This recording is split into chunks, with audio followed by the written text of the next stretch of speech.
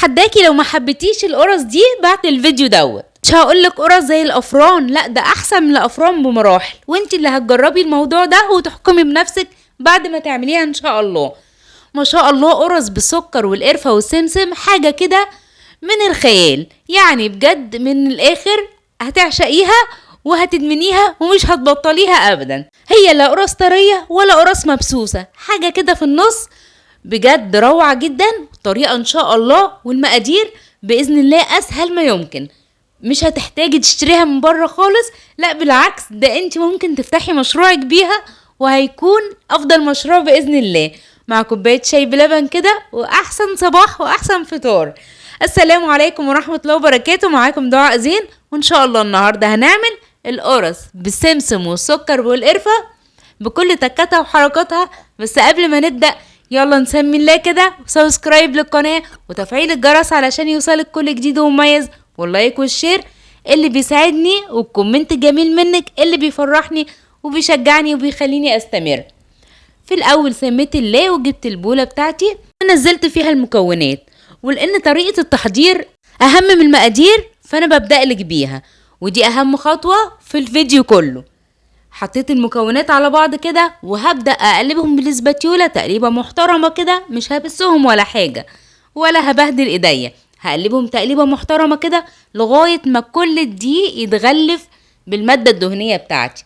ويلا وانا بلمهم كده انا مش بعجن خالص، زي ما شفتوا في كل فيديوهات القرص الطرية بتاعتي عمري ما بعجنها، بلم العجينة وبس، ما بعجنهاش ابدا، ما بعجنهاش زي ما باكد في كل فيديو. يلا نسمي الله. والمكونات بتاعتنا كانت كوبايتين دقيق متعدد الاستخدامات زي اللي بستخدمه في كل فيديوهاتي، ونزلت عليهم بمعلقة وربع صغيرة خميرة، ومعلقة وربع صغيرة سكر، ونص معلقة بيكنج باودر صغيرة، ورشة الملح طبعا اللي ما نقدرش نستغنى عنها. قلبتهم كويس ونزلت عليهم بالمادة الدهنية 45 جرام زبدة و45 جرام زيت، مكستهم مع بعض، خليت الزبدة تسيح بمعنى اصح على البوتاجاز بس ما سخنتهاش، وخليت الدقيق بتاعي والمكونات بتاعتي تتشبع بالمادة الدهنية لغاية ما بقوا كيان واحد. ونزلت عليهم معلقتين قشطة كده من وش اللبن، وممكن تستغني عنهم عادي مفيش اي مشكلة. وبعد كده حطيت الزبادي اللي هي كانت كوباية زبادي 105 جرام او 110 جرام، لو بتعمليها في البيت زيي او لو بتشتريها من بره هتجيب العلبة اللي هي 105 جرام.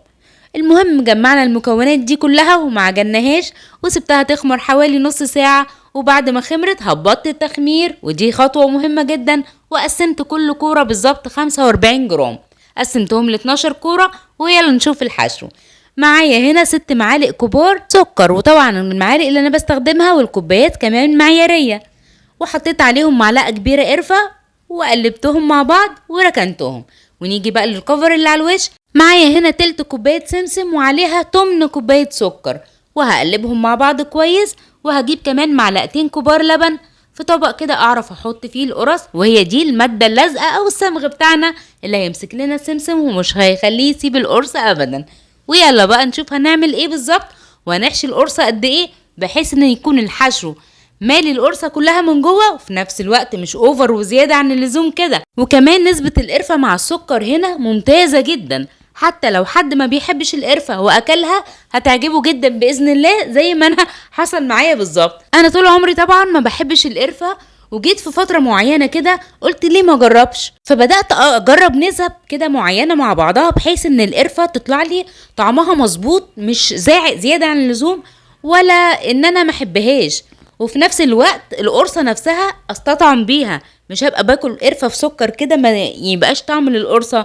فبإذن الله المقادير دي هتحللك كل مشاكلك مع القرفة وطعمها الزاعق. وكمان انا ظبطت القرفة كمان في السينابون، وهسيبلك الفيديو بتاع السينابون رول ان شاء الله في اخر الفيديو دوت، طريقة مجربة 100% وبجد بتعجب كل اللي هياكلها، كل حاجة فيها مظبوطة بإذن الله. جربيها وإن شاء الله هتعجبك. جبت صاج ودهنته فرشة زيت كده أو الصينية اللي هتشتغلي فيها، وجبت أول كورة عملتها بدأت أحشيها. بفرد الكورة معايا حوالي نص سنتي كده، وفي النص بالظبط بحط معلقة صغيرة اللي هي معلقة الشاي من الخليط السكر والقرفة، وبطبقها او بكورها زي ما انتي شفتي كده، وبحاول اقفلها من تحت كويس جدا. بنزلها في اللبن وعلى طول على السكر والسمسم، وبرصها كده وما بينهم مسافات زي ما شفتي، وبغطيها وبسيبها تخمر حوالي ربع ساعة. يا دوبك ألم الحاجة اللي حواليا اللي اشتغلت فيها واروح مشغلة الفرن على طول، اعلى درجة حرارة، الشبكة اقرب حاجة للارض. واول ما تخمر بالطريقة دي كده هندخلها الفرن ربع ساعة بالظبط، وهتطلع معاكي زي الفل زي ما انت شايفة كده. ما شاء الله لا قوة الا بالله، حاجة كده مفيش احسن منها. سخنة جدا طبعا على ايدي، بس انتوا عارفين بحب اوريكم الحاجة وهي لسه طالعة من الفرن. هفتح لكم واحدة دلوقتي كده ونشوف هي عاملة ازاي. المهم لو اول ما تاخد لون من تحت جميل كده وذهبي زي ما انت شايفة، حابة تفتحي لها الشواية 5 دقايق مفيش مشكلة. مش حابة، انا هنا ما فتحتش الشواية عليها خالص.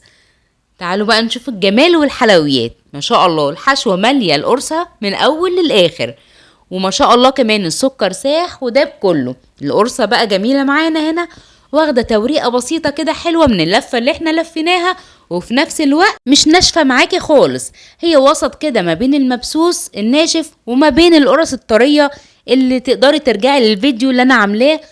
ما شاء الله ما شاء الله كيلو الدقيق بيطلع لك اكتر من 2 كيلو ونص قرص طرية.